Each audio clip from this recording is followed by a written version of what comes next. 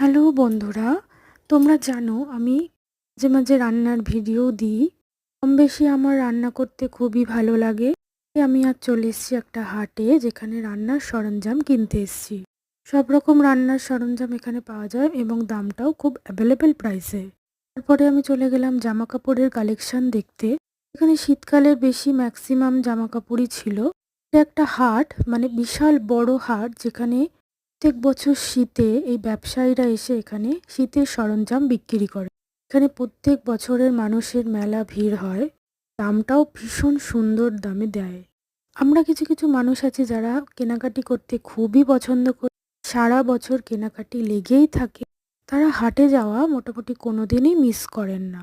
মেয়েদের প্রচুর সরঞ্জাম ছিল এখানে, সোয়েটার, হুডি, শল, পুলিকটের চুড়িদার সব রকম ছিল। বাচ্চাদেরও ছিল এখানে, জেন্টসের কালেকশনও প্রচুর ছিল।